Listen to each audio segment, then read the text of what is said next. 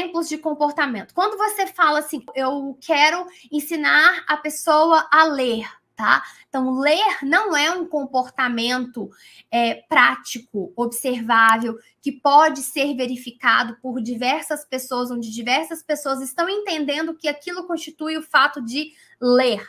Ouvir, atender, identificar, calcular, agir agressivamente, perturbar, tudo isso, então, não são exemplos de definições de comportamento sob a perspectiva da análise do comportamento aplicada. Que isso não é prático, isso não é observável. Vocês podem ter ideias diferentes do que é agir agressivamente, do que é perturbar. Então, se alguém te dizer que João estava perturbando a aula da professora Márcia, você não está me dizendo nada. Eu não consigo entender o que João estava fazendo, que você está chamando de perturbar a aula da professora Márcia. Se você me falar assim que hoje Pedro ficou muito irritado na sala da terapeuta Joana, o que você está chamando de ficou muito irritado? Quais foram os comportamentos que te levam a dizer que Pedro estava muito irritado na sala da terapeuta Joana? Então, é muito importante que a gente tenha descrições. E isso não é porque, você está com preciosismo teórico, isso é chatice teórica. Não. Eu sou a pessoa que não tem esse preciosismo teórico, porque eu sou uma pessoa na minha vida extremamente pragmática e prática e objetiva. Vocês sabem disso, quem é meu aluno sabe disso, as pessoas que convivem sabem disso, que convivem comigo sabem disso, o quanto que eu sou prático, o quanto que para mim a questão é resolver o problema. Então, quando você fala para mim esses tipos de palavras, de ações, de adjetivos, eles não me dizem com detalhes e não me ajudam a entender o que ocorreu e nem muito menos a me ajudar a saber por que aquilo aconteceu. Exemplos de comportamento. Você falou então de não exemplos.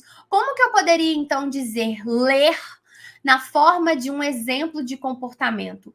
Dizer em voz alta, apontar para a palavra correta, aí vai depender, tá? Então é só para que vocês entenderem que a gente precisa de descrições mais completas, mais detalhadas.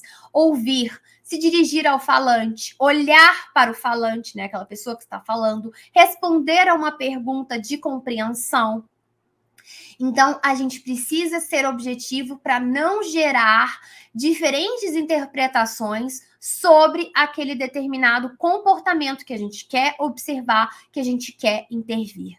Identificar poderia ser apontar para, sejam itens, sejam objetos, tocar no item ou no objeto, dizer o nome do item ou do objeto.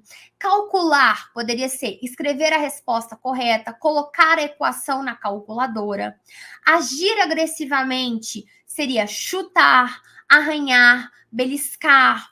Perturbar poderia ser falar enquanto os outros estão falando, jogar objetos. Ou seja, existem uma série de comportamentos que nos mostram que alguém está perturbando, que alguém está agindo agressivamente, que alguém está fazendo um cálculo.